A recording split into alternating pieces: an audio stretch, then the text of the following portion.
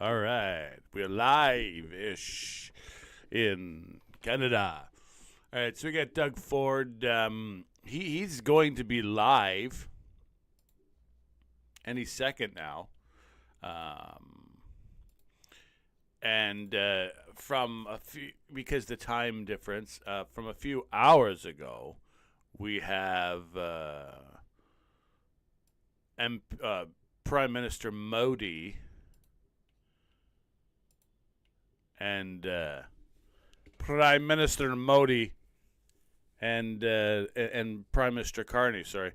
And so that's basically an announcement of uranium deal. See, Saskatchewan Premier Mo went on this trip, and once again, he's doing the yaw score because he got a deal, 2.2 million pounds of lots of uranium, selling that to as a secure deal to India.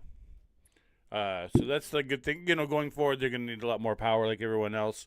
And as we know, one of the largest deposits in the world is in Saskatchewan, and you can't just sell that to anybody, right? As we know, it happened with Iran. So, Dougie Ford, you know we on it yet? So I'm kind of thinking, let's put on the other one first. I can put on India, Carney. We won't be live for Premier Ford. Everyone likes, everyone likes the live. But what can we say about what the hell is going on over in Iran? Persia, soon to be called Persia, I believe. The line is coming back. The Shah, it looks like, as an intern leader, if he can get the support. See, I think it's all pending on the one major thing. It's not going to be easy for him, but he's going to have to garner support within the country. He's got it outside. Check out the Maria Bartiromo. She did an interview with the Shah yesterday, and so did 60 Minutes. Actually, 60 Minutes did it. That's splattered all over X. So that was also done. It was pretty good. So yeah, the Shah does an interview, and basically he's like, "Hey, I want to be I want to be in a position to help the people move forward to a proper democracy." It's loosely paraphrased, of course. So he basically says, "Hey, that's what I want to do. I want to, basically what I hear is him to be a transitional leader, but he's leaving every option open." So yeah, he's there to help it thing. I think constitutional monarchy, like similar to what they have in, I guess England, Netherlands, Holland, has something like that. There's a monarchy to do the upper level functions stuff, the more international relations stuff, and the, they don't need to have. I don't think Iran for a while needs to be doing international relations things at the UN. I think they need to. Well, we'll see. We'll see. It's not going to be vital, I don't think, going forward for them. So still waiting on Premier Ford. So yeah, for a time, their international relations will be muted for being basically tied to United States. After this is over, most likely that's what's going to happen, of course. Right? Iran will not be in a position to be doing a lot of funding any groups outside, whether they're for UN or terrorist group or whatever, what have you. They won't have the time or the wherewithal. 80% of their oil is being bought by China. They are not. America is not bombing the oil facilities. It's basically, there's a terminal. It's an island, Cog Island, whatever, built by oil companies and taken by the Iranian regime. Same thing that happened in Venezuela happened in Iran. Iran is basically a copy of, or Venezuela is basically a lighter, gentler Latin copy of what happened in Iran in the 1979 revolution. They came in and they kicked all the American Western companies out. All the infrastructure they built, they didn't compensate them. They didn't do nothing. And the West was like, okay, right? We were bad, I guess. So okay, did nothing. The force to bring it back would have at the time would have been I guess beyond what they were willing to take. Now what's happened here with the crash that happened in Iran, independent of everything else, besides the sanctions that Trump put on, but their banking crash, money leaving, capital leaving like crazy, assets as well. Then them taking the internet down, the government of Iran taking the internet down to solve the problem for months. It's that's a failed state. Now, in this day and age, if you don't have internet, it's a failed state, right? So it's over for this Iran regime. Now, hopefully, we're going to see a nice transition. This forever war talk is it's actually really frustrating. I'm still waiting on 40 here. No forward. Yeah, it doesn't look like it's not going to be the same as Iraq with soldiers on the ground. There's going to be enough Iranians, as we know from the protests. They may be scared right now to go out, but as we know, there's enough Iranians willing to do political will that have at least a slight Western inclination. Thus, will be able to do work. The problem was with Maduro and a lot of these groups is they won't even slightly negotiate. They say death to America, and then so how do you do a negotiation with that? You're like, yeah, how about say I'm at least willing to at least exist, but I don't like you. How about at least that, okay? So whatever, what have you. Maduro brought in Venezuela, he brought in all these people, Hezbollah groups, stuff like that, threatening America. 500, 1,000 kilometers away, but it's pretty damn close. I couldn't believe when that happened that they didn't do any strike against Venezuela at the time or something. They did nothing. They were like, well, we'll just let it go. But that happening there and the Venezuela, when Hugo Chavez took over and just took all of the assets from the oil company, didn't compensate them. We did nothing. I just was like, what do you mean? Are we the West or are we what? Right? Like, what the heck? And Trump, I believe, he's correcting those inactions. In 1979, at least, compensation. The government's a prick. We all know they'll come and take your land, appropriate your land for, critical minerals deals, but they compensate you. They weren't even compensating these companies, the West. And then after that, then they said death to America. It's like, holy moly. That looks to be all over with. It looks like, yes, we can have adversaries, but these little free radical countries that say things that the other countries don't say, like the bigger, adversarial countries, I don't think that's, at least not under the Trudeau Don Rowe. Still waiting. Okay, we're going directly to Carney Modi. The Right Honourable Mark Carney, Prime. I'm going to pause that. Carney Modi is a up-and-coming country in every which way. It's nice that we have deals with them. Of course, we have to have deals with them. There's a lot of Indians in our country. There's a lot of ties to India. It's a large population. We can sell them stuff, and they got more money to sell them. So they have a lot of protections on their farming, so that's going to be hard to get our farm products there. But as we can see, critical minerals thus far, and energy, and uranium, of course, from Saskatchewan. Deals looks to be pretty decent. And Modi's he just did like I don't know what everyone's courting India right now. First it was the EU, Kaja Kallas and Vanderlei, the EU presidents and stuff. All the presidents' women and all the presidents' men descended on India and had a happy again.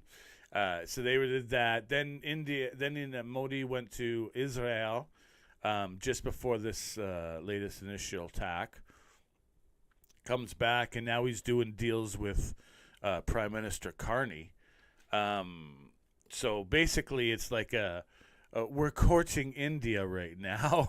The West is courting India, and India is happy, and India is our friend. It sounds like. At the same time, Iran is being taken off of the map. This is just in 1 year. It looked like we were going to lose Cold War III, and in this whole year, just as it is now, even if it doesn't get any better than this, it's like, oh, we actually have a chance. Step into the shadow. Prime Minister of Canada, Shri Narendra Modi, Prime Minister of the Republic of Bharat, Honorable Ministers, distinguished guests, ladies and gentlemen, good afternoon. Okay, Modi. I welcome you all to this ceremony where we shall witness exchange of several agreements and MOUs. These documents reflect the wide-ranging bilateral cooperation as part of India-Canada strategic partnership. We will begin with the exchange of 3 MOUs, namely the MOU on critical mineral cooperation, the MOU on promoting the use of renewable energy, and the MOU on cultural cooperation.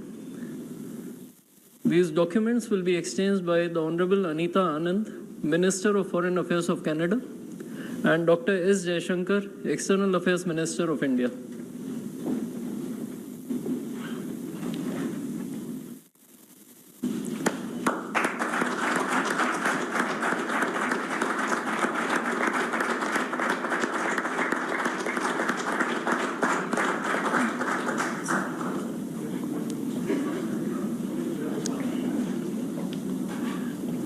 We next have the trilateral MOU between India, Canada and Australia on cooperation in technology and innovation.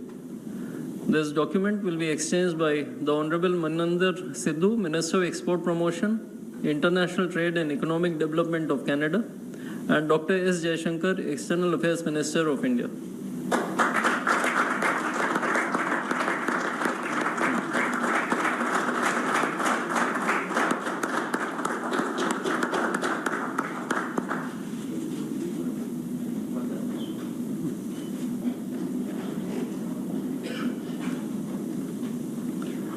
The next 2 documents are Terms of Reference for Comprehensive Economic Partnership Agreement or CEPA and the Declaration of Intent on Joint Pulse Protein Center of Excellence.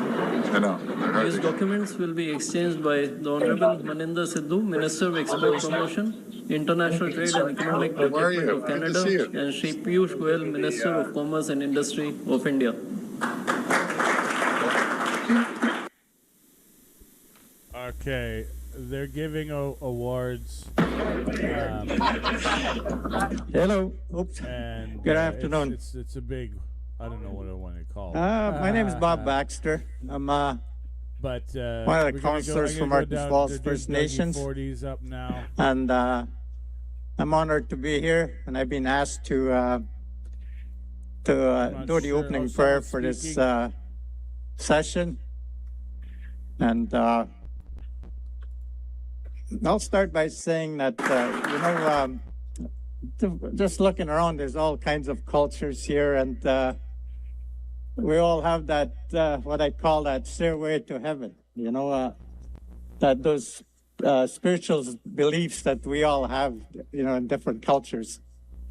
And I always say that, what do we got here? Our prayers go to the same place. Premier Doug Ford is speaking here. I'll just put it on today. Greg Rickford, Indigenous Affairs and First Nations Economic Reconciliation. Stefan Lecce, Energy and Mines. And Prabmeet Sarkaria, Transportation Minister. As well as Bruce Achneepineskum, Achneepineskum, Chief, Marten Falls First Nation, Marten Falls area, Chief of Marten Falls. That's so we're talking about Ring of Fire here, folks. And Lorraine Whitehead, Chief of Webequie First Nation. Okay? We got no interpretation. So here they're talking. Let's see what they got to offering. Oh.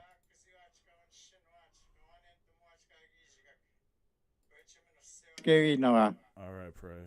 Igwechke dikit man gewesh kaski pitchin jota ki pagit na match mat zunyuan when you know in trenda gusyanga gishgak chicken the man you ki pe kenoma geun and ki pe kenoma gewacho yagwe can you know in chunje koyak mat zyang we koyak chip muy toang mat zyang mat zuinan sagishak chana ga chit yang chijoen yang chajagi yang Chinwab Mishiang Goyak Chito Tamangani knowing who mat is in none. No, me question.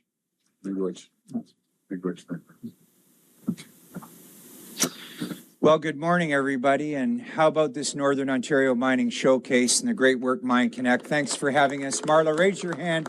We appreciate your support today. Gosh, this is my 15th PDAC.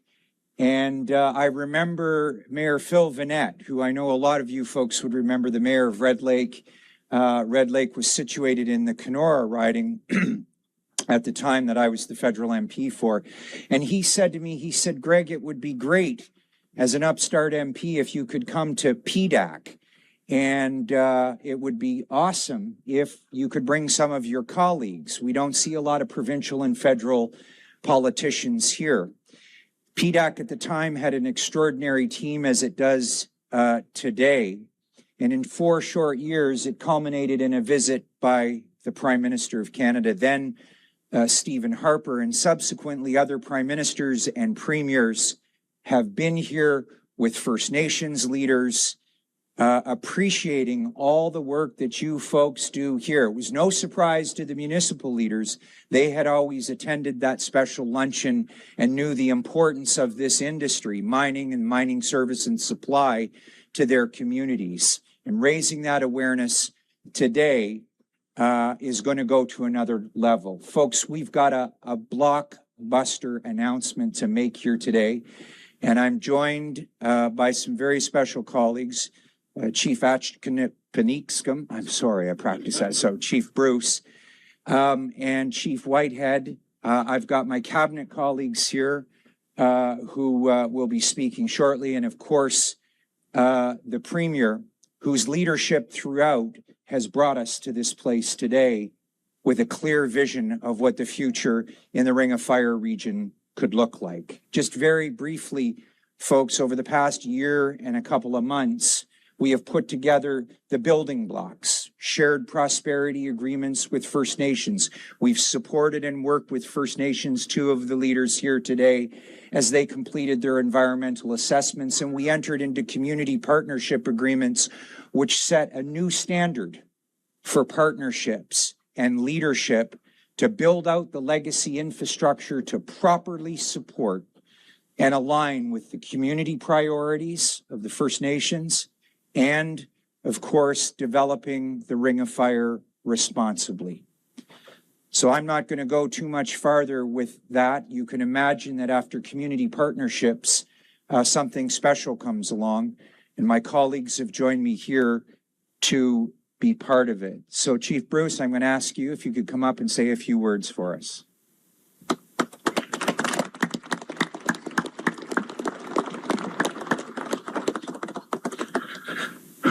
Bonjour, miigwech na kumakanak, icho kumakanak. In Aramekte ke nene des nekas mustutem. My English name is Bruce, and my family name is Achneepineskum. From Marten Falls First Nation. I've been lucky to be chief for over a decade for my community. First of all, I want to acknowledge the the prayers done by our elder and counselor, Bob Baxter. I also want to acknowledge the land we're on, the Mississaugas and New Credit, other nations, Haudenosaunee, Algonquin, and Wendat, Huron. Land signed by treaty, Mississaugas and New Credit. Today, we come together to sign and celebrate this agreement with Ontario on behalf of Marten Falls. And I'm here today with my staff and my family. My daughter Talita is here. Some of my staff and council that made it this far journey from the north. I also want to acknowledge our partners, Webequie First Nation, Chief Lorraine Whitehead, and her council and staff.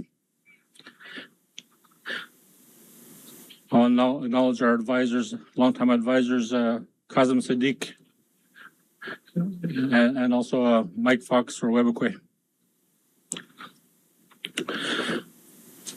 We have come a long ways in a few short years, approximately a little over 5, almost 6 years. We started our journey with the Marten Falls Community Access Road, which we completed for submission recently. Submission of all documents and all work for approval to the government. We're continuing that ongoing progress with the Northern Road Link, and it's another environmental assessment worthy of collaboration with Ontario, Webequie, our partners, and hopefully Canada in the near future. We enter a new phase with our submission of MFCAR, Marten Falls Community Access Road, which includes engineering and the construction preparation and mobilization for MFCAR. Within our own project of MFCAR regarding construction, we are using the current legislation today to guide our work. But we also use our own community laws, our own community processes, and ongoing engagement and ratification with our members. This is extremely important that this continue to be community-based, community-led for First Nations. As for far too long, we've been left on the back burner, the back benches of all projects. Hydro projects that have, in the past, have left us, our land destitute of water and no involvement, no economic gain, no infrastructure. Today, we hope to change that with this new agreement that we signed in the fall, community partnership agreement with Ontario, but also this new agreement today we're signing. These are opportunities for our First Nation members, Marten Falls First Nation, and our neighbors in our region, including Webequie and the remote Matawa First Nations, but also the wider Matawa community. We have been there from the early stages, going almost 12 to 15 years, talking about the Ring of Fire from the early days of the Regional Framework Agreement. There has been not much discussion on the benefits, on the pillar areas that we hope to build within our communities. At that time, all Matawa communities were involved with the Regional Framework Agreement. And, in the future, that's how it should be. Moving forward in partnership with First Nations in our region, with Ontario and Canada. That's what we hope for. That's what we wish for. And that's what we'll be striving for in the near future. Projects have started and new ones are planned. Projects like the fiber optic project, which has run the much needed cable to all Mattawa remote communities, five remote communities, but also to Mattawa road access communities. These projects have the ability to change our lives in these communities with technology, but also with the business opportunities it presents. The energy planning project has started for the Mattawa remote communities, and we hope to get that going with our work and partnership with Ontario and Canada. These will bring immediate benefits and also be focused on the long term, with the eventual goal of transmission grid to all Mattawa remote First Nations. This is extremely essential planning that we have started. As you may know, recently, one of our sister Mattawa communities, Achneepineskum, has been in the news, suffering from poor infrastructure, diesel generation breakdowns. Also, our neighbors to the east, Saskatchewan First Nation, infrastructure breakdowns. It doesn't have to be like that. If we all cooperate, if we all acknowledge our treaties, which this land is built on. So we have to ask our treaty partners to live up to our treaty obligations. If this is done, we will ensure the quality of life for all First Nations, including the region, Ontario and Canada, benefit. We will ensure environmental safeguards are in place to the satisfaction of all. We will respect Aboriginal and treaty rights, ensure prosperity with partnership, and ensure that these things are done the right way. I want to thank you all for allowing me the opportunity to speak. Chimigwach.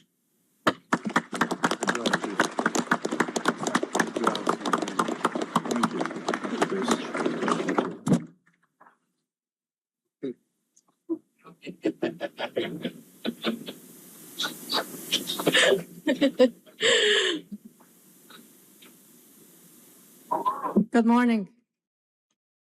Wajia. I am sure all of you were anxious to see the new face. Here I am.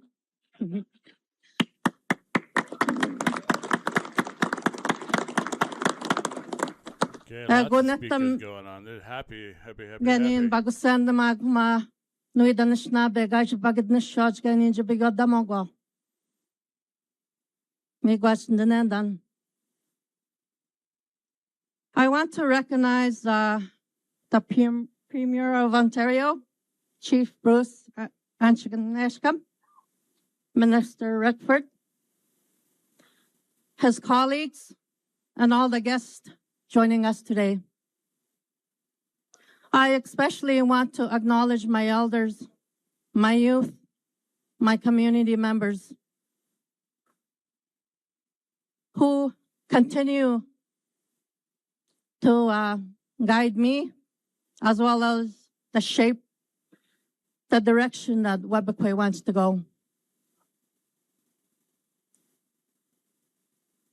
Today's statement on economic partnership is important because it supports training, education, capacity building that our community needs for economic opportunities for all the projects in our territory.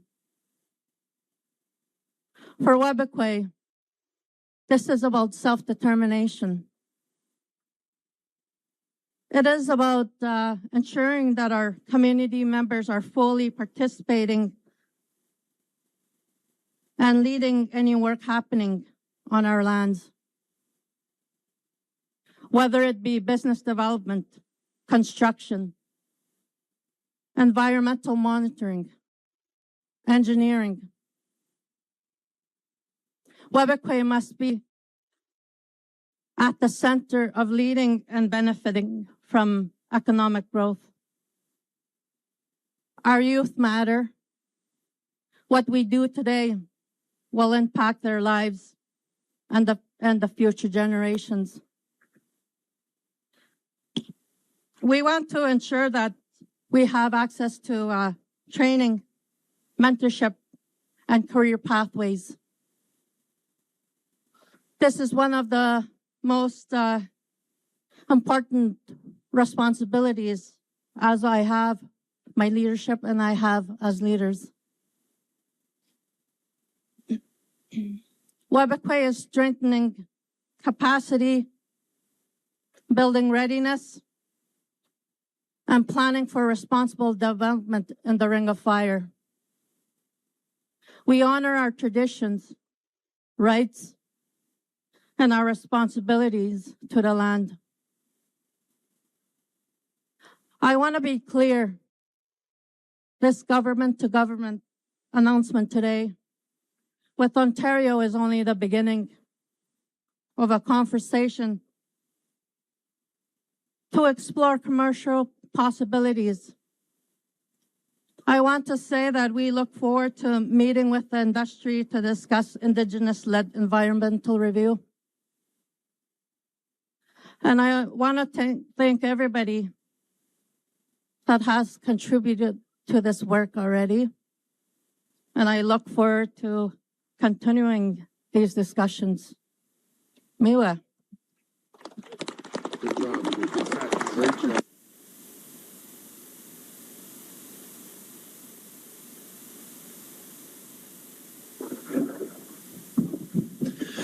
Good morning, everyone, and thank you, Chief, for that kind introduction. It's great to be here alongside Premier Ford, Minister Rickford, Minister Lecce, as well as Councillor Baxter, and many of our leaders here in the mining industry and sector, and people from across the world. It's been incredible to see how many people have actually joined us from different parts of the world to be here today as well. Under the leadership of Premier Ford, our government is protecting Ontario by unlocking the province's full economic potential. We're building the all-season roads to the Ring of Fire. Work by Ontario and First Nation partners to get shovels in the ground is well underway, including environmental assessments, preliminary design work for Anaconda and Painter Lake roads in the Webequie Supply Road, the Marten Falls Community Access Road, and the Northern Road Link. Together, these 4 road segments will connect First Nations to the provincial highway network, improve access to essential goods and services, and provide reliable access to the area that is critical to the development of the Ring of Fire. These roads will cement Ontario's position as a world leader in the critical minerals supply chain, creating good-paying jobs in Northern Ontario, many of them in Indigenous communities that we are partnering with. Ontario is home to a vast supply of critical minerals the world needs right now. We're ready to build, and we're proud to partner with Indigenous communities as we get this important work done. With that, thank you very much, and I will turn it over to Minister Lecce. Thank you. All right. Good morning, everyone. Thank you so much, Minister Sarkaria, for your introduction and your leadership. I just want to echo Greg's message. Warm shout out to Mine Connects, the Ontario Mining Association, the Ontario Prospectors Association. This is an incredible day, and it's a day of momentum. Because for too long, government said it couldn't be done. And worse, they said it shouldn't be done. You know, that thinking pushed Ontario 15th in the world for mining investment, plagued by a permitting system that was too complicated. It was too slow. It was too frustrating to build anything in this province and country. We rejected that decline. Under our Premier's leadership, we tore down that fragmented, unsustainable structure and replaced it with a system that says yes to responsible resource development in partnership, yes to jobs, yes to growth. And now, because of this plan, Ontario has emerged as the second in the world for mining investment, number 1 in Canada. Now, when I told the Premier that, he said, why aren't we number 1? So, Premier, we're going to keep working on this to become number 1 in the world. But for my goodness, we moved from 15 to second because we are working in partnership, moving at lightning speed. And we're doing it together in the fight for Canada. And I think that's what momentum looks like. I mean, we're making it easier and faster and better to open a mine in partnership with First Nation communities. We're doing it to support Canadian jobs and Canadian materials. Because in today's world where instability is growing by the hour, Ontario is emerging as an island of stability in a sea of turmoil. We are emerging as the world's reliable partner with a serious plan to cut through the red tape, to build the roads, yes, the transmission, the infrastructure, and most importantly, build up Canada's self-reliance. So we're going to take the next bold step to unlock the Ring of Fire. And we are already delivering the power to get it done. We've prioritized. Minister Rickford and I announced the Greenstone transmission line to bring reliable electricity to the gateway of the Ring of Fire. Because no longer are energy and mining separate conversations. We are on the same mission. And our government is firing on all cylinders. This is what this man expects of us. Protect our province, secure our supply chains, claim our place, yes, as a global critical minerals leader. I think we can say this is nation building in action. So let's be clear what happens next. We're going to build. We're going to connect the infrastructure. We're going to keep leading. That's our Premier's expectation. And so the Ring of Fire is no longer a concept on a map. It's a project in motion. It means roads. Power to the north, opportunity for an entire generation of workers, scholarship and education for the next generation of young people. And we are just getting started. So colleagues, friends from around the world, 127 nations in the House, will you welcome the man with the plan, the leader with the vision, standing up for our country at a critical time, our Premier, Doug Ford. Thank you all. Oh, boy. Boy, that was a good introduction. And thank you, Minister Lecce. And, you know, you're bang on. We're welcoming the world to PDAC right here in Toronto, Ontario. 127 nations from around the world. And as I was telling my ministers every single speech for the last month and a half, I've been pumping PDAC. We are the global headquarters of mining anywhere in the world, right here in Ontario. And it's great to be here. It's great to be here with Ministers Rickford, Sarkaria, Perry, Oosterhoff, Quinn, Fideli, Thompson, Holland, McCarthy, and MPPs Cazzetto and Ferrin. And I just saw the greatest Consul General from the UK. Consul General, great to see you. And I can tell you, all of us are out there promoting our great partnerships and talking about incredible partnerships. I have to thank Chief Bruce and Chief Lorraine. And Councillor Baxter and Mayor LaFerriere. But I got to stress this, folks. This would not happen without the cooperation, collaboration of our great two leaders here, Chief Lorraine and Chief Bruce. And I have to make sure that we also mention all the other First Nations, especially Arrowland, and that's kind of the gateway starting off. And all the industry leaders here with us today who make Ontario's mining sector the best in the entire world. And thank you to Karen and everyone at PDAC for the invitation to be here. I see my Minister Vic Fideli, that travels around the world. You're Minister of Economic Development, but working hand in hand with our colleagues here, because when Vic's traveling around, he is selling Ontario, he's selling critical minerals, he's telling the world that we're open for business, he's telling the world that we've created the conditions and the environment to come and invest right here in Ontario. You know, folks, as President Trump's tariffs take aim at Ontario businesses and workers, our government has a plan to protect Ontario. We're building a province that is more competitive, more resilient, and more self-reliant, so we can stand up to President Trump's tariffs and whatever else comes our way. We're attracting new investments to create more jobs by lowering taxes and cutting red tape, saving businesses and families $12 billion each and every single year, and 1.8 million working hours. Folks, the bottom line, we have never, ever raised a tax. We're the only government over almost 8 years that have never raised a tax, and I will never, ever raise the tax, because we're strong believers that you can spend your money a lot wiser than the government. Businesses can spend the money a lot wiser than the government by investing in their people, into technology, into infrastructure, into equipment, hiring more people, and making Ontario thrive, prosper, and grow. We're breaking down internal trade barriers to build up our economy right across the country. I know quite a few premiers are coming to town today. I think the whole world's coming to town today. We're building new pipelines, rail lines, airports, and seaports so we can find new trading partners and rely less on the old ones. And in particular, I'm talking about President Trump on that one. We're powering economic growth by building the future of nuclear energy, including the first small modular reactors in the G7 and the first large-scale nuclear facilities in decades. We're leading the world in critical minerals. We're leading the world in energy and nuclear. And folks, we're going to lead the world in every single category. And you're right, Minister, where's Minister Lecce? You're right. The first thing out of my mouth when he said we jumped from 15 to number 2, I said, who's number 1? And he said, Nevada's number 1. But here's an example of what we're up against, folks. Why I always say faster, quicker, immediate? Because our competition south of the border is trying to eat our lunch, and we have to make sure we get these permits out as quickly as possible. And do you know who helps in that? I have a friend here in the crowd. His name is Michael Fox. Michael, I saw you a minute ago.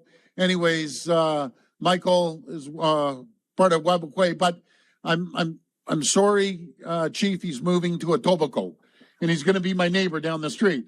And anyone from Etobicoke goes right to the top. So, Michael, you're an absolute champion.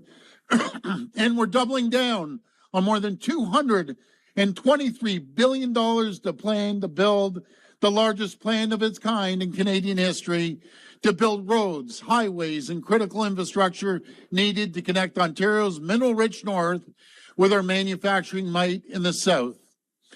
And I'll tell you a quick little story. I'll never forget it. Chief Bruce, he went back to Marten Falls, and he was having a Christmas party. And he said, Premier, can you call in? So I called in and thanked everyone. But what stood out, Chief Bruce, was the youth. The youth that were so happy that we're building a road, that they have an opportunity, not just to stay within the community, always support the community, but have other opportunities right around Ontario, bringing opportunities as simple as a community center, a new hockey arena, or learning a trade or a skill, bringing healthcare to the community, having access, flying access, building new airports, no matter if it's up in Webequie or Marten Falls or Aeroland, right across Ontario, until everyone has access to come and go. And we couldn't, I'm going to say it again, we could not do this without your leadership. And Chief Lorraine, she was newly elected, and I have all the confidence in the world in you, Chief, and your whole team. When it comes to our plan to protect Ontario, the front lines in our fight to build more competitive economy are found on mining sites across Ontario. Ontario's mining sector contributes more than $14 billion to our province's economy, supporting over 75,000 good-paying jobs.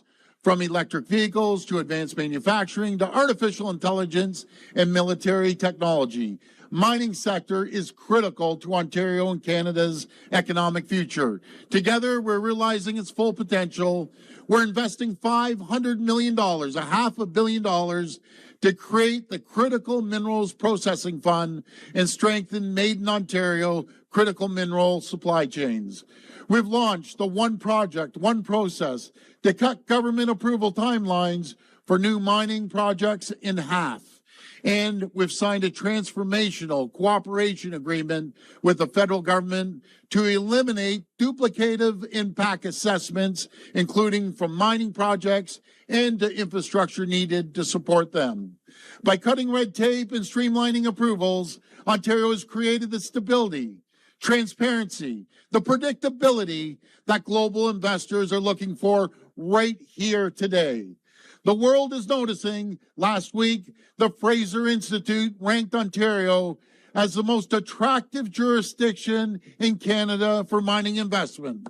In fact, and again, thanks to our friends in the First Nations, they made that happen. In fact, Ontario ranks second in the world, only behind Nevada.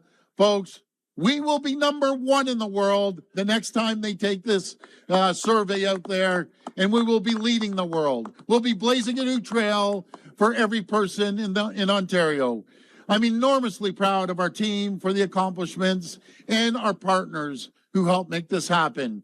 As sure as I'm standing here, we won't stop working until we're number one, because there's so much promise in realizing the economic potential of Ontario's mining sector, and nothing's more promising than the Ring of Fire, a once-in-a-generation opportunity to create more than 70,000 jobs, make Ontario a critical mineral superpower, and add $22 billion to our province's economy. With President Trump's tariffs causing so much uncertainty, we don't have a second to waste. It's why today our government is releasing an accelerated schedule to finish construction and start opening the roads to the Ring of Fire in 2030, 5 full years ahead of schedule, with construction set to begin this June. Right on. Folks, I'm not happy with the 5 years. Let's even accelerate it more. The quicker we do it, the more opportunities that come and more economic development for our friends in the First Nations and everyone else in the province. I want to be clear, this accelerated schedule is a baseline. We won't rest until we've taken every single last day, every second, every week, and month out of the plan to open these roads as quickly as we can. Seizing this opportunity would not be possible without our Indigenous partners that I've mentioned many, many times, but I'll continue to mention them every single time I get in front of a microphone, because again, this would not happen without your support, and we'll never forget that. Which is why today I'm thrilled to announce the signing of a new joint statement of economic partnership with Marten Falls, Webequie First Nations, including equity opportunities through the Indigenous Opportunities Financing Program to support the building and operation of an aerodrome. And I said an aerodrome when they said that to me. It's a runway. Okay. And so all right, we're going to repeat what he words. just said there. Aerodrome. First Nation, we'll never forget that many times, but I'll continue to mention them every single time I get in front of a microphone, because again, this would not happen without your support, and we'll never forget that. Which is why today I'm thrilled to announce the signing of a new joint statement of economic partnership with Marten Falls, Webequie First Nations, including equity opportunities through the Indigenous Opportunities Financing Program to support the building and operation of an aerodrome. And I said an aerodrome when they said that to me. It's a runway. And so they're using these fancy words. They're building a new airport. Runway. So, anyways, accommodations and aggregate businesses. Our agreement also includes $2.5 million of investment to support local economic activities and ensure both communities get the training and the support they need to benefit from this historic opportunities in the Ring of Fire. I saw pictures of excavators up there, up in Webequie, you know, those big green excavators. I can't name the name, but I told those folks, by the way, you aren't getting those back. Leave them up there, because we're going to be building nonstop. I want to thank Chief Bruce, Chief Lorraine, and Councillor Baxter, Michael Fox, and the whole team here and their leadership, helping us reach these agreements to lay the foundation for lasting prosperity for the communities and across Ontario. Friends, we're at a turning point for Ontario's mining sector. Working together, we're going to unleash the full and awesome potential of our mining sector. We're going to create hundreds of thousands of new jobs, high-paying jobs. We're going to add hundreds of billions of dollars to our economy. Working together, we're going to make Ontario the most competitive, most resilient, and the most self-reliant economy in the entire G7. I want to thank everyone. It's a record crowd, they told me. Thank you, and may God bless the people of Ontario. Thank you so much. My voice was going on. Okay. Had I pre-watched this, I could have water. I could have just given you just straight that announcement. However, people like live, so I'm following what I see. The algorithm says people like straight live, and I even get the questions. This is direct live. As this is live, is obviously there's lag time in the machinery. In Canada, we're pretty good, but you know. you know, switchboards are switchboards. So that basic announcement, we could have boiled it down to the end there. We got to deal with, I think 3. I know of 2, but 3, it sounded like, First Nations up there. And anyone who's aware of this highway that goes all the way up north to the Ring of Fire that they're building. You mentioned get your excavators, sell your excavators, get them up there. Sales. They're going to be buying them. It's a serendipitous it's a snake-like road that hits the First Nations up there as on its way to the Ring of Fire. Just, you know what I mean? It's a dual purpose kind of thing. And now they're going to build an airborne a airport up there. Speed things up. They need that for sure, because actually going forward, it's going to be drones are going to start doing delivering of stuff, and that's just going to be happening. They did it basically. I'll call it even a test. In China, they did it on a mountain, and they used basically drones to move the cement bags and all this stuff like that, fly them over this one very treacherous pass. And it worked, pretty good. The guys are like, And so give it 5 years when our manufacturing facilities are up and running in full steam. It's going to happen very quick. It's just going to be, and it won't be noticed because it's commercial delivery of stuff. Like, you know what I mean? It was always a guy in the uniform, you know what I mean? And they see him. But they're kind of ubiquitous to the scenery a little bit. They're building that, I think, 2.7 something billions of dollars in economic development. Get your excavators up there. I think what they should be having is zones on that highway that'll be like for regular Ontarians, like Ontario zones on that highway. So if you're an Ontarian, you have to be a resident of Ontario. You can buy some chunks of the land along the highway, a cheaper, you know what I mean? I think that would be a good idea. A double whammy, and he could use it as kind of like tokens, like, hey, right? All those people will be staunch, definitely PC voters for life. Okay, so that's what that is thus far. We got an airport. We got the road that's going up there. It's still a gonna. We got billions of dollars in economic activity. Carney's doing critical minerals deals, and there's a lot of chromium, cobalt, and all this other bunch of other stuff. Ring of Fire is like, don't quote me on this. This is Space Cafe here. An asteroid flew to the Earth and hit the Ring of Fire, and all around the Ring of Fire, it belched forth all kinds of stuff. And it did all kinds of stuff into the shield. So all around in the Ring of Fire is quite a bit of stuff. One miner in particular, a private guy, he's a private miner, Mr. Forrest, bought up all the mining rights, or not all. He bought up a lot. He has a large share, not all of it, of course, just of what's been located thus far in that area. And this we're talking huge. We're talking like the area of like partial of Central, like Europe. You know what I mean? Like it's like a few countries of Europe. This is very large. We're talking Canada scale, not, you know what I mean? Very large area.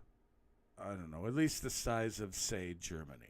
At least the size of Germany we're talking about. I think it's bigger than that. Well, I'll definitely, as going forward, we'll find out more. And, of course, when you add the road towards it, it's like, oh, my goodness.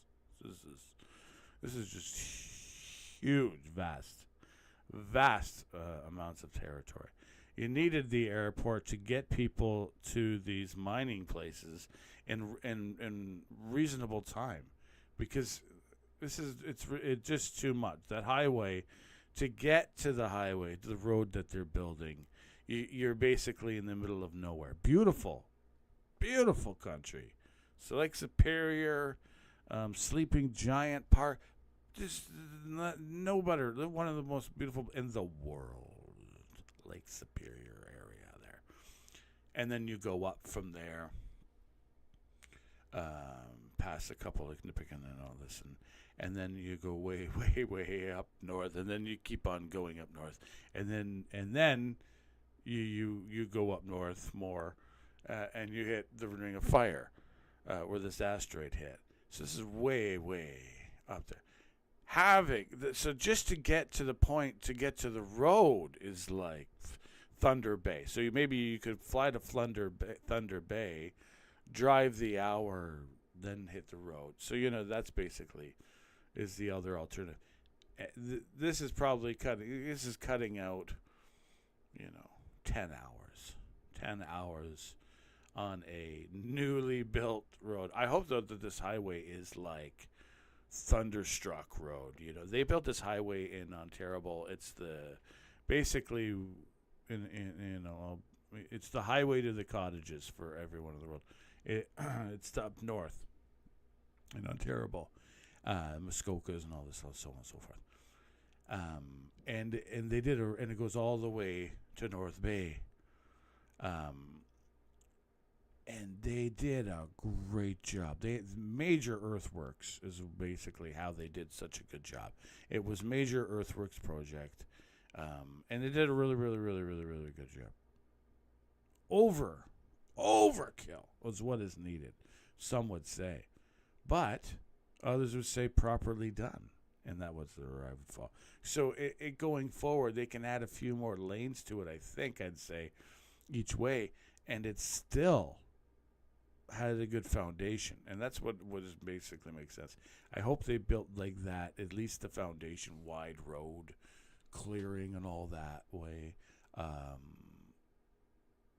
right away when they do this Serendipitous road. And it being a wide road, they have to do some kind of deal for land.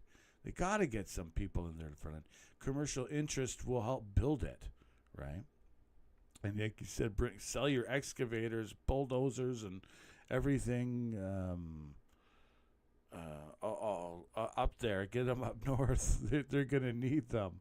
The government's going to need them. I guarantee it's probably right. I hope they start building finally up north. What the country, Canada's 40 million. We don't need much to kickstart the blue-collar class in this country. It's actually... because we have such a large amount of area, our infrastructure is crumbling. If anyone's driven the Trans-Canada knows we could really use, 20,000 workers there, at least for a decade working. Make that thing like world-renowned. If you've been on a highway like in, say, United Arab Emirates even. Different building on perfect sand, one climate. But, All right. This is what we got going. I digress and digressed. I think it was about 10 digressions to the point where let the man drink his water. There's somebody here that's leading that. Oh. Well, we have nothing. Oh. Okay. Okay, here we go. I'm glad I did that. He's taking questions now. Yeah. On follow-up, please state your name and your outlet before your question.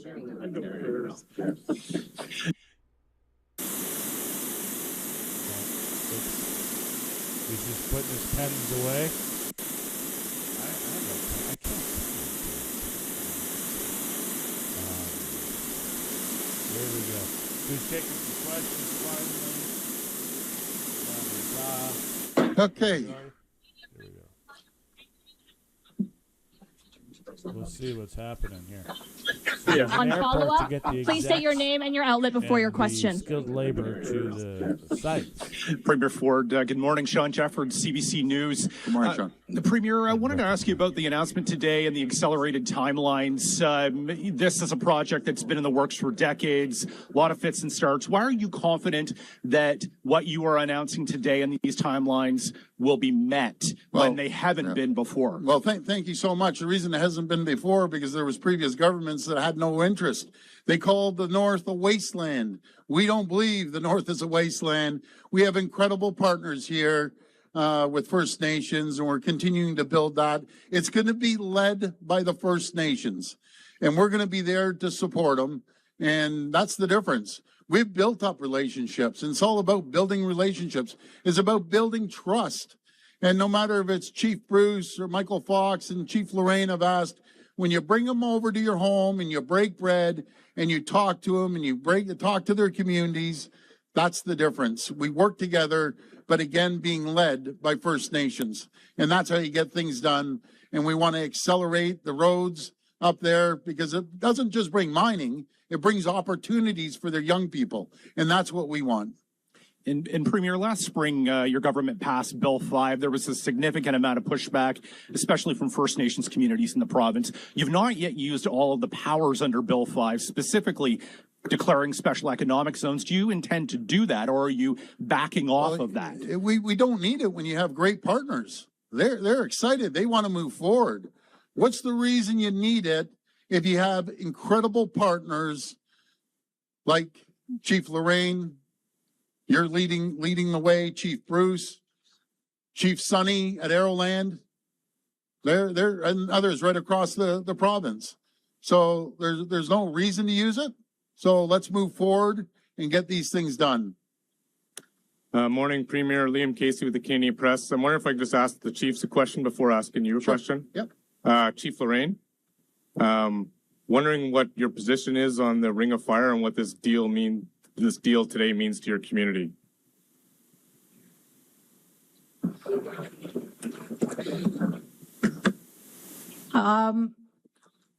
As Webequie's chief, I represent the community, and I will continue to listen to them and their interests and concerns. Thank you. Chief Bruce, I'm wondering what this deal today means for Marten Falls.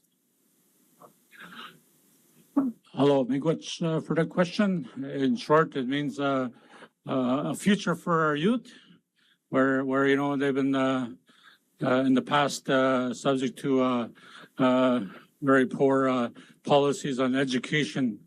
Today our youth still feel that today, so we need to give our youth a chance to be equal partners also.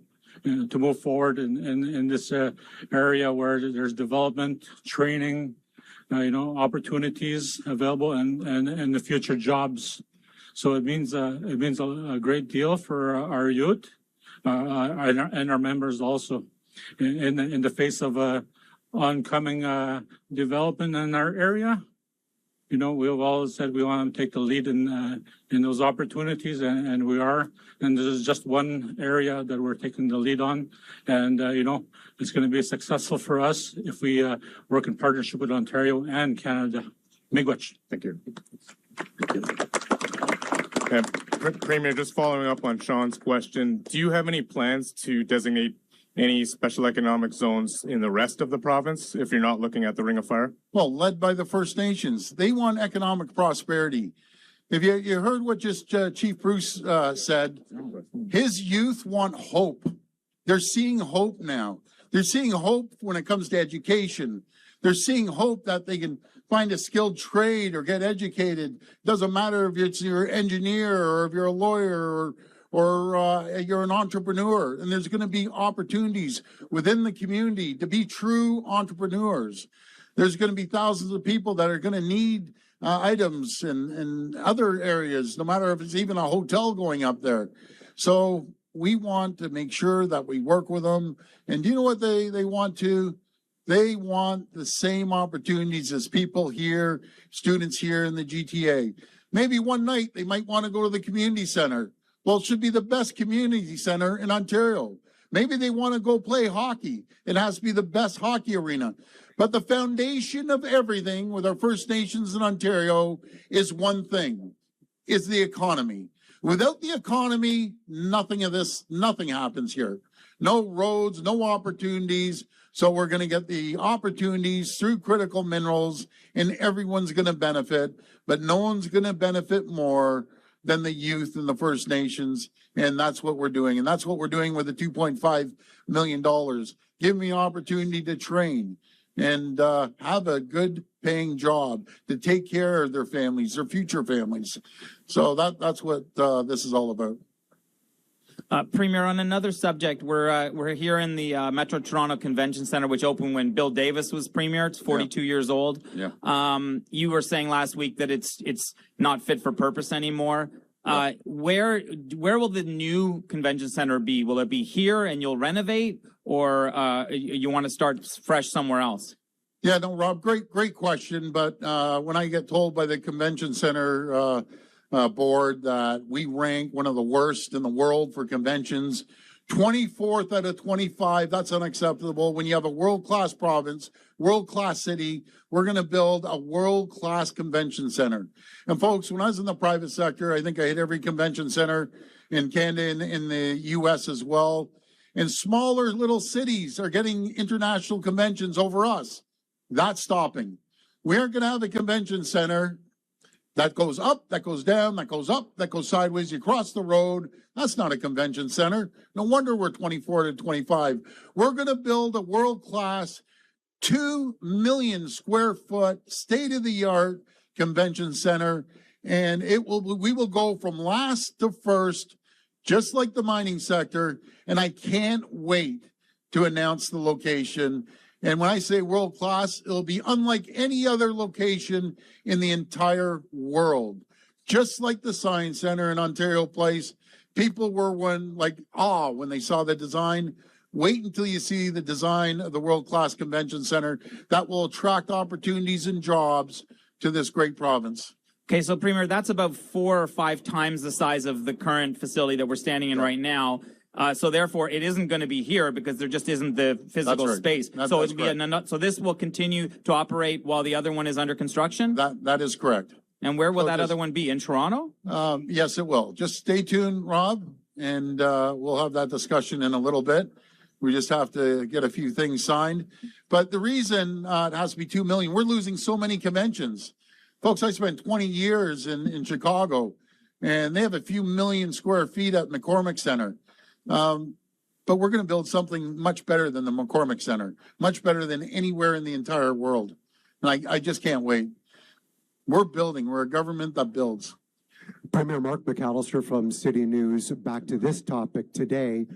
When we're talking about the development in the Ring of Fire itself, while the government is planning on offering the infrastructure that might be needed to these communities, there are a lot of companies in this room right now that stand to benefit as well and make a lot of money based on what is eventually going to be planned there. I'm curious how much of that ends up in the hands of these communities and what the government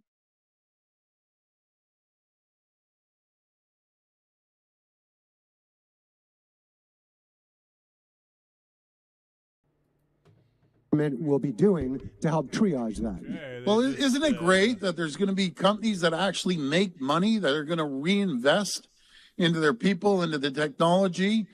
But you know who's going to have massive opportunities over any company are the First Nations that are going to be leading this. They're going to be in partnership with these folks. So, you know, as I always say, so you know, you can't unscramble an egg. You got to make the omelet larger. And with the First Nations, making sure that they lead the way, the opportunities. And I'm going to pass it over to Greg Rickford, my minister. But you can explain a couple of the opportunities we've done already, everything from the strip plazas to so on and so forth. We got strip plazas. So the centerpiece of today's announcement is obviously through the Indigenous Opportunities Fund to ensure that major projects that are required to support the development of the region, particularly around resources, is going to be led and partnered by First Nations. But that's not where the story ends. A couple of years ago, we started to put partnerships together through the Northern Ontario Heritage Fund, which my colleague Minister Peary leads now. We continue to be investing in partners with First Nations in and around Geraldton, Greenstone. They're very familiar with business opportunities. They're partners in the mining operations there and growing a profile in the service and supply sector. And in fact, as we speak, we're building a plaza right there at Highway 17 as it moves through Greenstone and up to Arrowland First Nations. And finally, and I don't want to steal your thunder, Minister Lecce, but we recently announced a transmission line that the First Nations are the lead business partners in. So there's a lot of opportunity for these businesses that are here today. Many of them are already partners with the Government of Ontario through a number of our ministries. And I think you're going to see very quickly that they understand as well as anybody that the future is to partner with First Nations communities, and we're going to provide the kind of access to capital that will fundamentally change how business gets done in Northern Ontario and in this special region. Appreciate that. Back to the Premier, if you would. Yeah. Just a couple of weeks ago, Premier, we found out that the $97 million that was allocated from the province to the World Cup was actually passed through to Toronto, but there's still some questions around what that $97 million is actually going to be used for, and if the province is going to be contributing any more above and beyond that to help make sure that the World Cup goes off without a hitch. Well, we committed $97 million, probably close to, almost $100 million to make sure that we attract everyone from around the world for FIFA. It's going to be incredible. A big chunk of that's going to be security. Another chunk of it, when you have hundreds of thousands of visitors, is healthcare. They're going to need support. And the hospitals are going to need support. So those are a couple of the top areas, but security is probably one of the number one areas to keep our people safe and keep our city safe. But again, Toronto, Ontario is on the map. People from around the world are coming here to spend their hard-earned tax dollars right here in Ontario and in Toronto. Hi, Premier Siobhan Morris, CTV News. We're following news that the province has become involved in this project with MLSC and the City for Weston Arena. Can you explain what the province's involvement is there? Well, I'm going to wait until MLSC makes an announcement, but there's a historic arena and a launch pad that we're looking to partner with. And I got to hold off. I think some announcement's going to be today, Siobhan, or tomorrow. So I don't want to jump the gun, but it's going to be an incredible announcement for that community. I want to thank Mohammed Friend, Councillor Nunziata, Mayor Chow, and of course, Keith Pelly over at MLSC. Everyone's working collaboratively together. Another example, when you work together, folks, things get done. We do have a statement from MLSE thanking you and Councillor Nunziata, so I think the cat is out of the bag. Are you able to give any more specifics about whether it's funding or any other kind of support there? I just have to wait for that to get out there, and then I'll be able to make an announcement. But it's going to be a real positive announcement for that community that hasn't seen a lot of love over a number of years until a PC candidate just got elected. We're supporting the Learn and Stay program. So he's done an incredible job. We've attracted over 20,000 doctors since we've been in office, 100,000 nurses, and there's 30,000 nursing students right now in our colleges and universities. We're building out long-term care. If I want to remind you that the previous government built out 600 roughly, and I'm going to call them beds because they were beds under them. But now we're going to build out 56,000 homes for our seniors. These are staggering numbers. We're halfway there with over 26,000. We're training over 26,000 PSWs as well. So we're pouring money into healthcare as well as leading the charge. My great Deputy Premier and Minister of Health, Sylvia Jones. We're connecting people to doctors. We're spending $4.2 billion with Jane Philpott leading the way with our minister. So the story is incredible. Do you know what we don't do? We don't promote what we're doing in healthcare. Our government has to do a better job to inform the people because every person I talk to, once you get in the system, you're golden. So we have to make sure we get people into the system even faster. And that's a fraction of what I'm telling you about healthcare. But thank you for that. Hi, Premier Fatma Sayed with the Narwhal. Being here at PDAC and focused on mining development, I'd like to ask you about 1P1P. Crawford Nickel was recently designated as a 1P1P project and a federal major project. What does a project that's fast-tracked by both levels of government look like in real practical terms? What does that mean? I'll hand that over to Minister Lecce. So that project, just to contextualize, we're talking about the Western world's largest nickel deposit that we have here in the ground. And we have a project proponent working with First Nations who are absolutely determined to repatriate the jobs of that nickel supply. Remember, the Premier said the Chinese dominate in critical mineral processing. Europe, Canada, the US, 90% of our rare earths are coming from that country. If any one of you here who believes in democracy and ethical resources and environmental standards and labor standards, if you care about the supply chains, then you will double down on Canada today. And that's the Premier's message. We are your reliable partner, unapologetic in defending those ethics that underpin our resources. And so when we have a federal government agreeing to accelerate, provincial government agreeing to accelerate, what it demonstrates to investors is we can, one project, one sense of permitting approvals to move it along. Crawford, just for context of its economic value to the country, roughly is a $70 billion gain over the life of that mine for Canada. And that's exactly how we build our self-reliance, getting these projects open as soon as possible. And for follow-up, are the federal government and the provincial government talking about overlapping on fast-tracking other projects? We're looking at every single project. Nothing drives me crazier more than government. And when we duplicate processes, you know, you have a municipality doing one process, then you do the province, another process, then you have the federal government, another process. That's unacceptable.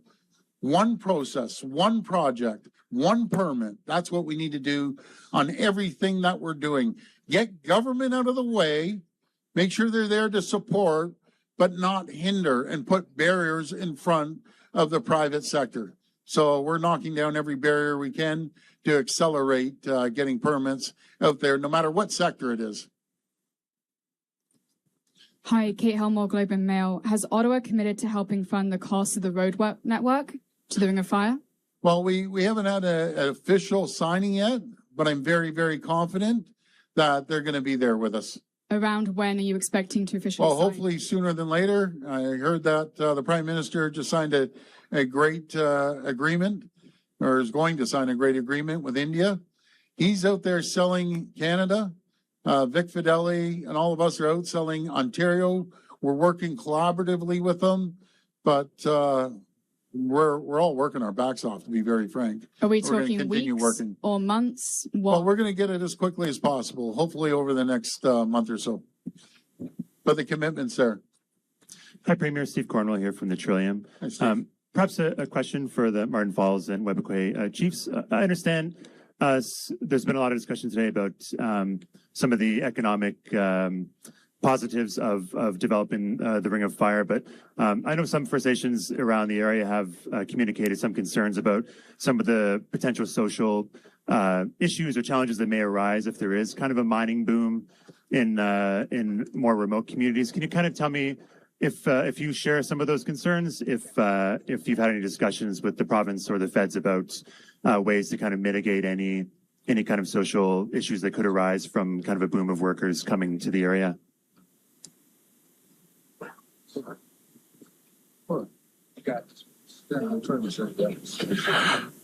Good day again. Thank you for that question. As you know, Marten Falls is a proponent for our all-weather road, or MFCAR. So, you know, we have a project team that takes the lead on the environmental assessment. And also Northern Road Link, we're partners with Webequie First Nation on the Northern Road Link proponency. So that isn't just, you know, we actually do the work. You know, we have project team members our community members that lead the way in those project teams.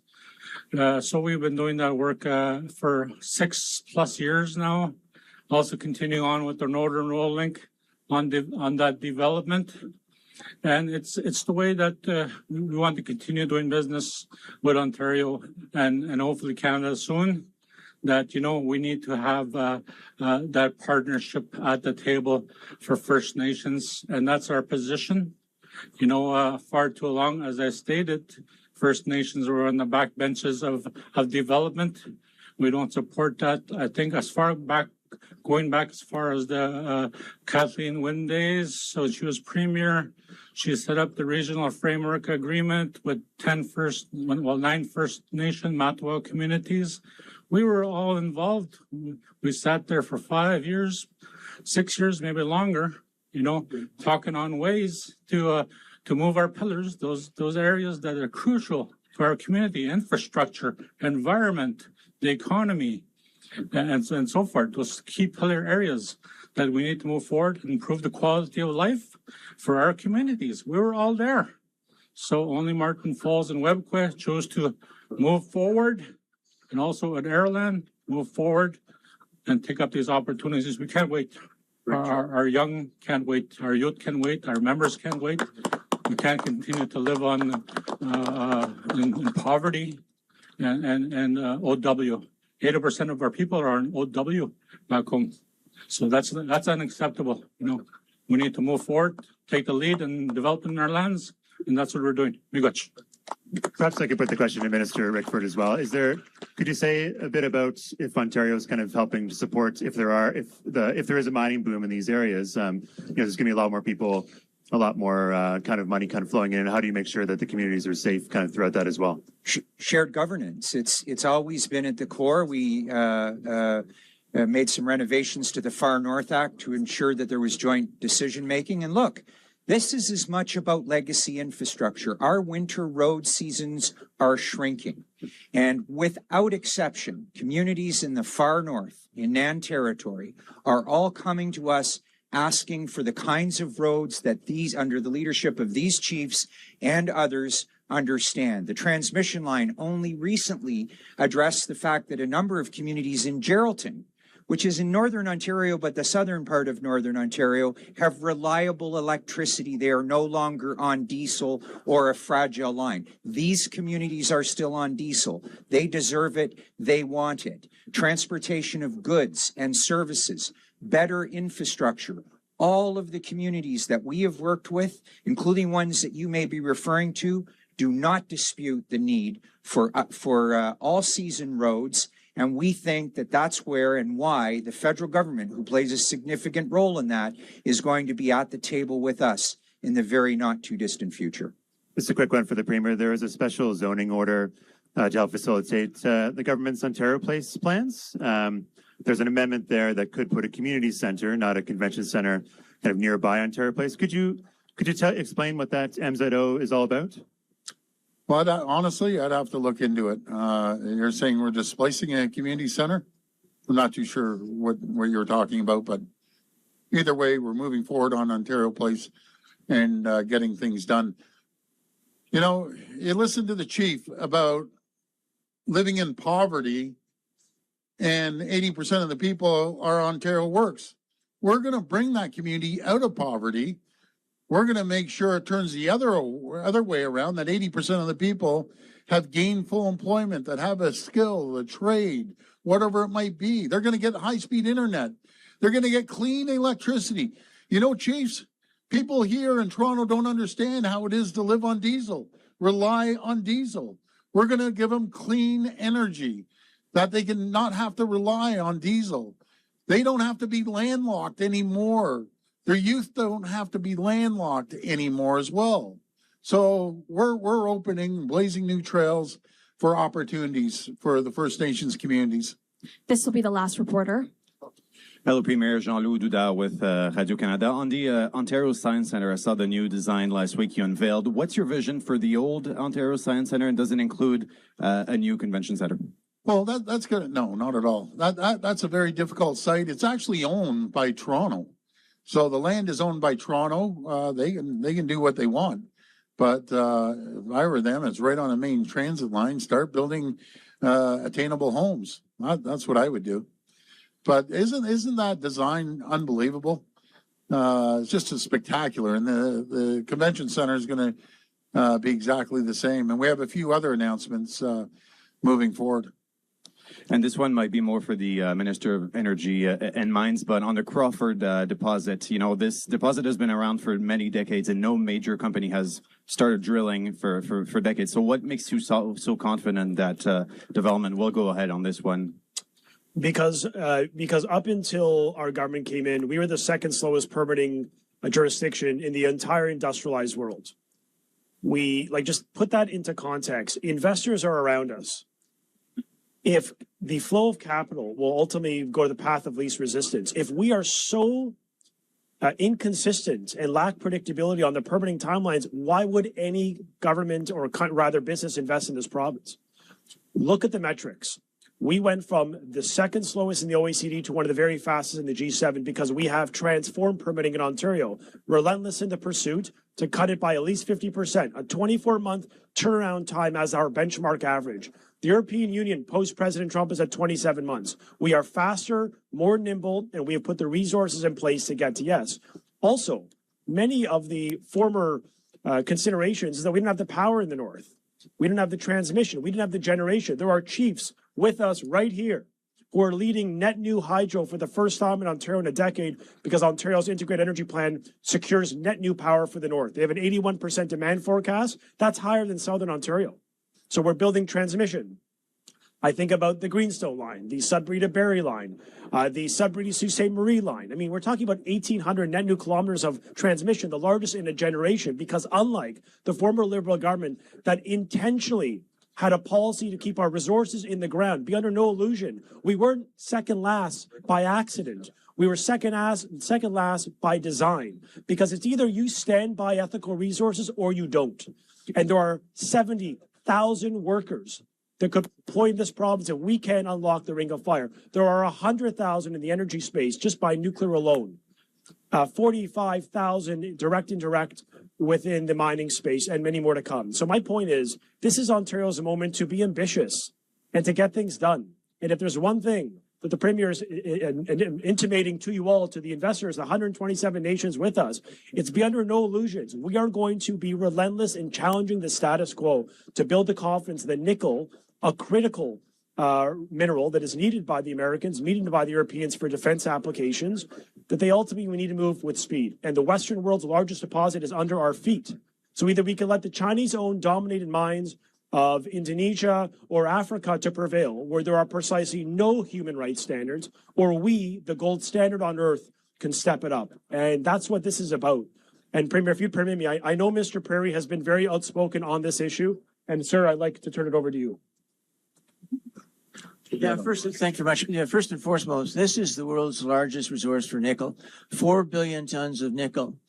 There's only one small deposit of nickel in the States, and it's processed in Sudbury. The demand forecasts for nickel show an over 100% increase in demand for nickel. The nickel that's being supplied in the U.S. right now comes from Indonesia, that's powered by coal, financed by China, and the tailings goes to the ocean. Where do you want that nickel to come from? You want that nickel to come from Ontario. That's why we're doing this. Every single thing we're doing is to grow the economy in Ontario, on a large part, because it's here at this convention, with mining. With mining. We are under attack right now by Trump's tariffs. That's what this is all about. Getting those projects out the door quicker to repopulate our treasury that might be and is being attacked by the auto sector. That's the future we have in full cooperation with the Indigenous communities. Take a look at Crawford Nickel.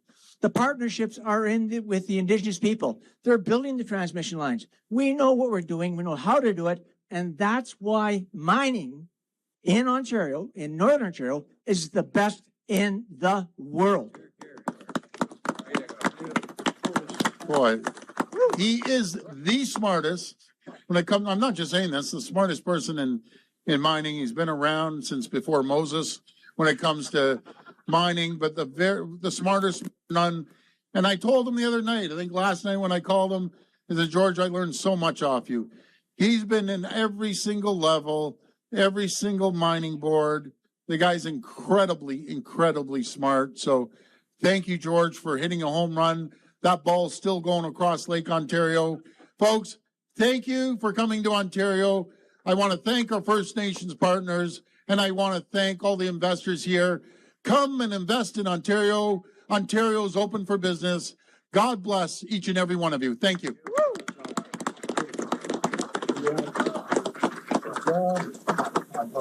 George, for you for coming.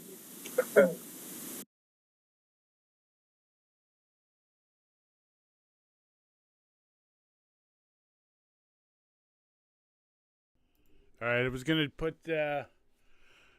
Mark Carney's India Modi la-di-da, but it'll be too much. So, new feed. But so this is the Ring of Fire. You see Thunder Bay on the south there, the bottom of your screen. And then to the right, Timmins. And Timmins, as anyone knows, is basically the last city of the north, and Ontario. Thunder Bay is very far west. Now this area we're looking at, I can show you other maps as well, but it carries on. It goes up. You know, that to the northern body of water is James Bay, which is like a huge body of water, as you can see, connected to Hudson Bay, which is the ocean and so on and so forth. You know, Northwest Passage connects to. So this area is like the size of Europe. You know, I may be off on the mile here and there, and obviously it's only one road. But if you're looking at the size here, it's like Europe. It's huge. It's vast area. The largest portion of land in Ontario, as a matter of fact, is the area where we're discussing, or Doug Ford, I should say, Ontario Premier Doug Ford is talking about. Now they're talking about nickel. We have the world's largest nickel. Okay, check. There's a critical minerals. I can bring it up if I won't. But there's a critical minerals plan that a bunch of bureaucrats did in on Canada, and they did a really good job. And they've basically isolated all the critical minerals and things that is going to be required that they could foresee for the technology of tomorrow. Okay. So they identified all these things and the items that Canada has, right? So they connected it with that. And so there's a whole bunch of things. And nickel is one of them. World's largest amount of nickel is in this area. World's largest. Currently being mined and sold by Indonesia. Nothing against Indonesia. Up and coming country, so on and so forth. But that's pretty far away. If we have the largest, what that's like, check, got it. The largest amount of nickel. There you go. I did some mining like that. Anyway, and this is way up north. No people around, so on and so forth. Mining isn't 100% the cleanest. But like I said, we were talking about the size of Europe, and there's a couple communities. See Marten Falls, if anyone's reading this. Achneepineskum, if anyone remembers that in the news. They had some housing issues and so on and so forth. Hopefully that gets solved. I think that this needs to all get solved. The major, what I believe is a housing plan, first like modular to get the workers, some kind of modular system, and then a like permanent kind of log system, right? To add to that other modular and maybe a concrete, I don't know. hempcrete blocks are really cool. I love those. It's a good idea. Hey, it's kind of hay blocks. It's nice to have the extra thick insulation when you're up north like that, So this is the size of Europe. To get there now, it's like ice roads and, fly in kind of thing. The size of Europe landmass. Pickle Lake. Pickle Lake's a beautiful area. Cottage, I would say, country for this and these miners up there and natives. It's Lake Superior, Lake Nipigon. So, could be saying that wrong. It's a road that'll go meandering up through all the way up to this huge ring of fire, which has other things, cadmium. There's several other things located. They only mention nickel because, for this announcement, because of a lot of the good things. But like I said, there's 51, I believe, identified critical minerals. So let's say 55 critical minerals have been identified worldwide, and also in that is a large category of rare earths, of rare earth. That's a huge category in that 51 or so.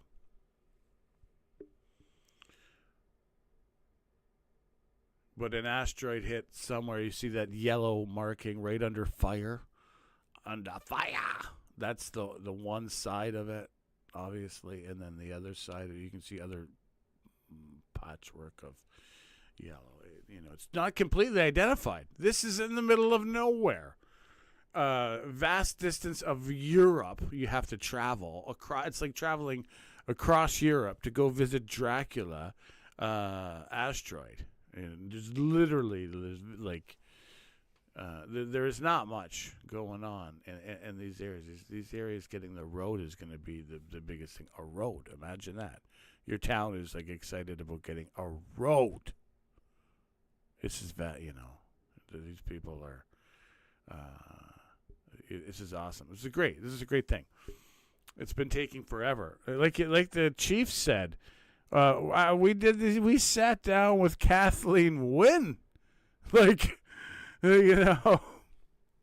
there's people who watch politics now who literally may not even been born when Kathleen Wynne first got into became premier. It's just unbelievable, unbelievable long time to get something done. In this country, and it's still not done. We're not even there. We said get the bulldozers there. Okay, I should have been there about 5 years ago. It's unbelievable. Hopefully it happens, but this project alone, if you look at the size of it, if done correctly, it could take all of the work for a decade. For blue collar work, fly in, fly out kind of thing. Guys drive in, drive out, right? Fly in, fly out for any white collar job. Drive in, bus in, bus out for everybody else. Just major bus routes going. This is steady train, whatever, right? And mine up this area, and build it up at the same time. And towns and stuff like that, small towns, large infrastructure, water projects. This is like lakes up there. This road will pass through all kinds of lakes that put Lake Como to shame. We're talking hundreds of them. This is lake country, the most beautiful part of Canada. Hills and lakes and untouched beauty, right? Won't take us long to chop it all down and build little cities there, right? Grayify it. But we got jobs in the process. So this is an idea that's been going on for over 30 years. And finally, we're going to see something happen. I don't know. There's money's being thrown, so. And as you can see, that Ring of Fire. We've got the Victor mine. We got another Moose mine. Pickle Lake has a project there. Nakina mine, Sioux Lookout. Timmins, there's stuff going on. And then just below Timmins is kind of like the Sudbury, which is just St. Marie, Sudbury, kind of triangle or whatever. They got going down there of all kinds of mining they did. It doesn't look. Hopefully, it regenerated the forest. The last time when I looked at it, it's like, the way they mined and stripped it, and but the last I checked, we're talking decades ago. So, just don't look. They were doing work on it, trying to greenify it. You know what I mean? So probably by now there's something probably. And now they're about to open these mines up. Nickel mining has some, I think, lead and other factors are in it. A bunch of other heavier metals, cadmium, which are also metals that can be used for other processes in this critical minerals, rare earth metals list that Canada has identified. Which I will pull up because that's now twice I mentioned it. So I believe I can find the file fairly easily.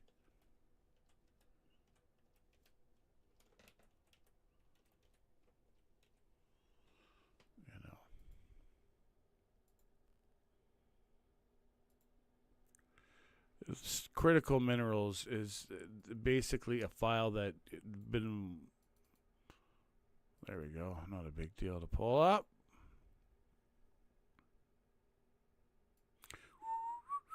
Magnesium. All kinds of stuff. All kinds of.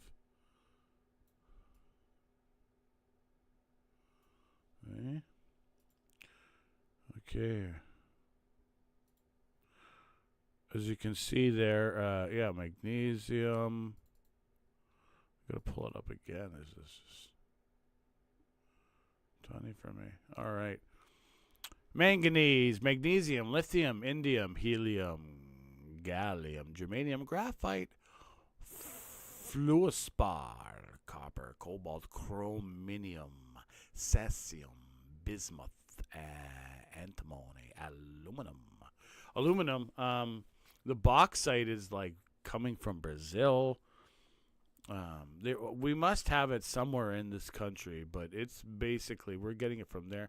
But the Quebec aluminum smelting is because they have hydropower in excess, thus creating a industry that needs 5 furnaces to turn bauxite to aluminum.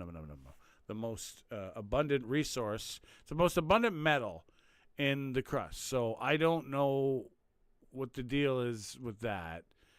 Why we don't have it mined in this country. So it's got to be here, right? If it's the most abundant metal, it's just probably currently they just probably got a really good organization for the aluminum bauxite in Brazil right now. It just seems, a big one. This is one of these critical minerals that have been identified by the bureaucrats of Canada with the national security and business community. Like this is very, very fully comprehensive. Everyone got in. This took a lot, really. And everyone was agreeing. Zinc, vanadium, uranium. Uranium deal was just made. Mo going on the trip scores another goal for Saskatchewan and India. With 2.2 million tons or something like that of uranium to be sold to India, which basically is like for India, like they're getting like, oh, okay, we have secured power for this is a great deal. And Saskatchewan apparently has the largest in the world. Nickel, we have the largest in the world. Nickel, this person was mentioning. Tungsten. So you need things like there's the zinc and vanadium. These are for metal alloys and stuff, evoids. And then uranium, tungsten, titanium, tin is like for batteries, alloys, catalysts, and aerospace. All of that. Tellurium and tantalum, scandium, rare earth, which is all in its own. It's a bunch of things mined. It's usually used like the tailings of other mines. It's already been pre-crushed, kind of pre-processed. You can go in there and put it in 35 acid baths and toxin soups and get these things that are in there from it. It's usually how it's done. Pre-processed stuff. This is a good way to start. Potash, platinum, niobium. Oh, I don't know what niobium is. It sounds cool. EV, like turbines, EV motors, defense technologies. All of that fits in there. Potash is like for food. It's kind of weird how they put it in that section, but maybe it has other purpose. Potash, huge mines. Another one in Saskatchewan, and I saw, anyway, there's a map you can buy, like the mining map of Saskatchewan, and you buy them from Alberta, but it's a beautiful amount of potash. And number 2 in the world seller is Russia.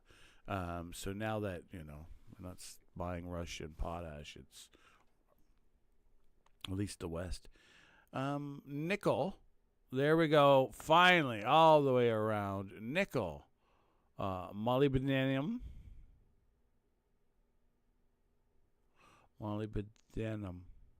manganese, magnesium, lithium, indium, helium, gallium, again, germanium, graphite, all would need for the healthcare, EV batteries, aerospace, electronics, and stainless steel. So that's like basically what we got here. The jet engines, I'm going to go again. So the jet engine, fluorspar, copper, cobalt. That's for like hydrogen fuel cells, batteries, and jet engines. Cobalt is another major that's up there. Chromium is also a major up in the Ring of Fire in this mine. And okay, like I mentioned 100 times now, it's the size of like Europe, okay? Ish. All right? Whatever. Like, it's huge. Just building a road up there. And they know there's other things to be possibilities to be mined in this part of the world. So, as you can see, there's other mines already up to the Victor mine, this Musabal mine, Nakin.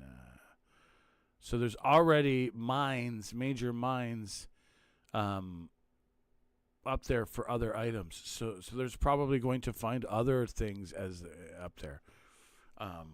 Thus, starting with mining, develop it. Towns will come after, and they're building plazas. They're talking about a plaza on Highway 17. So start with plazas, and then little, then 10 houses become 100, and there you go.